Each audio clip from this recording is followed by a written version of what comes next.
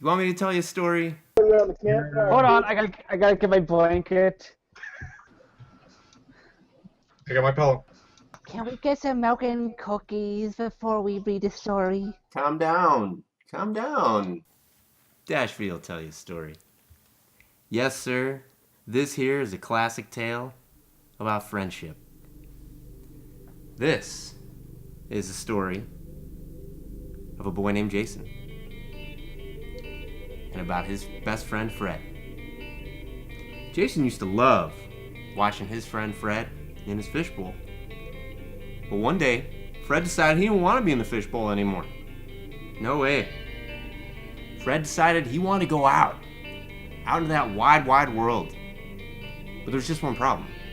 In Jason's backyard, for no apparent reason, was a bin of toxic waste.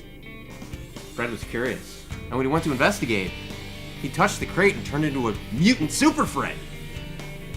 Seconds later, Jason watched in horror as his best friend, Fred, fell into a giant pit that opened up and swallowed up both the waste bin and the frog.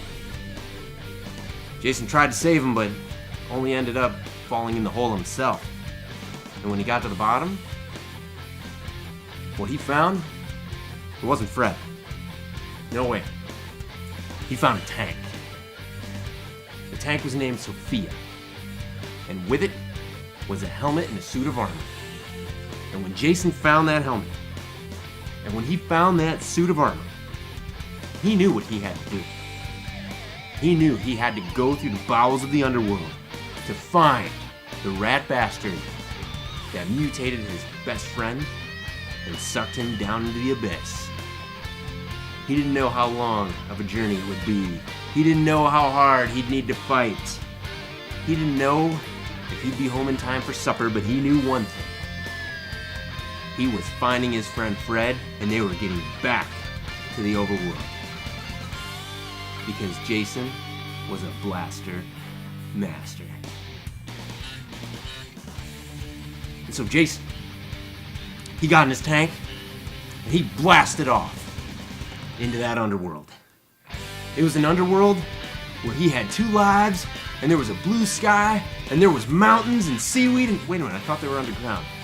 Anyway, he started blasting the crap out of robots and flying creatures, and yeah, he got out of that tank from time to time, and he'd swim around, shooting mutant squids, and what is that? Is this a boss fight? Yeah, it is. It looks like it's a giant brain or a squid or something, but they're not even in the water anymore. I don't know, it's not that kind of game. Anyway, he blew the crap out of that thing, and then he went to this castle place, and he found this lobster looking thing that only took 1 grenade and the start button to defeat, and then next thing you know, he was up against this Borg cube mutate thing that, why is he throwing ninja stars? What the heck is he? Is he like a ninja Borg thing? And my goodness, even on fast forward, this guy takes a long time to beat. Yeah, still going. Oh, there we go. Okay. So then we had to go back to level 1 to get to level 4. I mean, that took us a while, but what was really sweet is we learned the tank, Sophia, she could fly. So then we had to travel through the sewers. And when we got to the end of the sewers, we found a mutant frog, not Fred. And he only took 1 grenade and the start button, and then he was done for.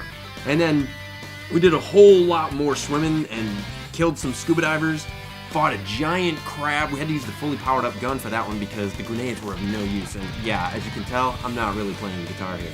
So anyway, next we learned that the tank can actually swim. Now that's really pretty cool.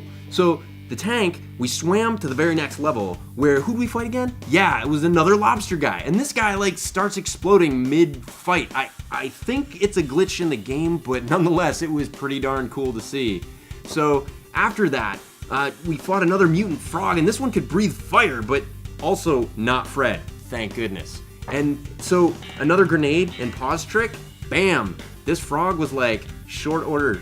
And now we're fighting some mutant dog thing that spits, what are those? Are those meatballs?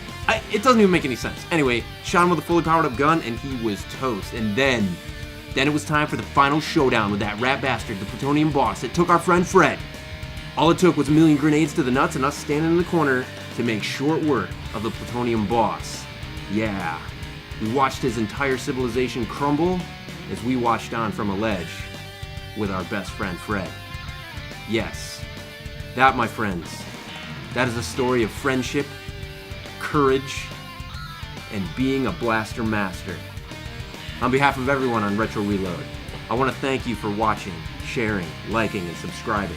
If you stay tuned, you're sure to see more kick-ass stuff from us, from all the games that you love from your past. From all of us here at Retro Reload to all of you at home, I want to say very thanks and have a good night. This is Retro Reload, and this is the end.